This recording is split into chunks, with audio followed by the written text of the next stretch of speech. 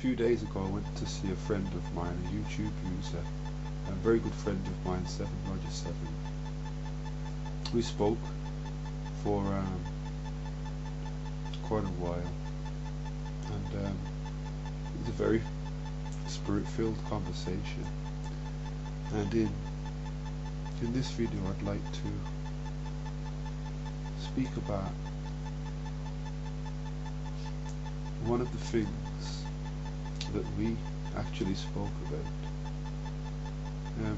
Roger shared an experience with me a day or so before we spoke.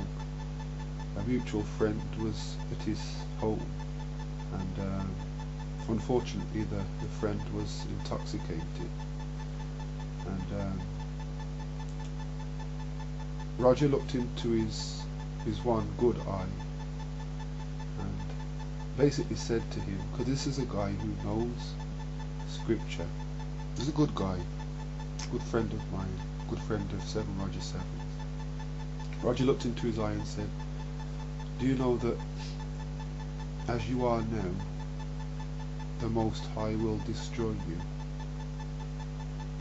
And that statement kind of sobered our friend up, and he kind of was taken aback because the statement shocked him.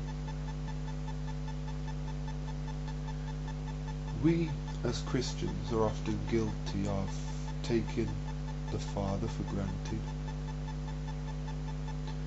If anyone willfully indulges in sin, it causes a separation between that person and the Father, as described in Isaiah 59 and verse 2. Willful sin severs the relationship with the Father, but unfortunately what happens is those who willfully sin are often deluded. They believe that they still have a connection with the Father even though they willfully sin, and they believe that because of that supposed relationship that the Father will in a sense wink at their sin. By that I mean he will let them off. It's almost like going to a nightclub, and although you aren't dressed correctly, you know the bouncer, so the doorman, the bouncer, will let you in even though you're not fit to really go into the club.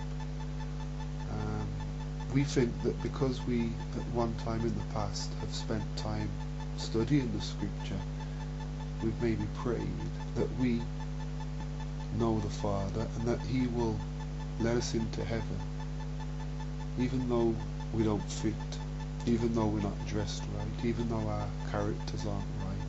It's kind of like, hey, because it's you can go in. Let us not deceive ourselves.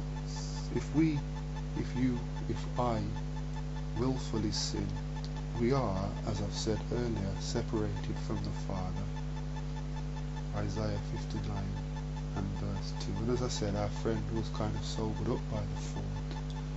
And we are told in scripture that we are to be sober and vigilant because our adversary, the devil, he roams around the earth seeking whom he may devour. And in Matthew 24, Christ, talking about the end times, he warns the disciples against deceit 3 times. In a video I made before, I mentioned that your worst enemy is you, my worst enemy is me. Let us not deceive ourselves into thinking that the Most High tolerates sin. Sin will be destroyed and cast into the lake of fire, or should I say, sin will be destroyed by the lake of fire, and the Most High will have no pleasure in destroying the wicked, but as he throws sin into the lake of fire, those who cling to it will go into the lake of fire along with it. So let us search ourselves and put away the things that we know we ought not to be doing. Lean upon the everlasting arm things, and Christ will give you strength. For the scripture says that everyone can do all things through Christ, which will or who will strengthen us. Pray for me as I pray for you.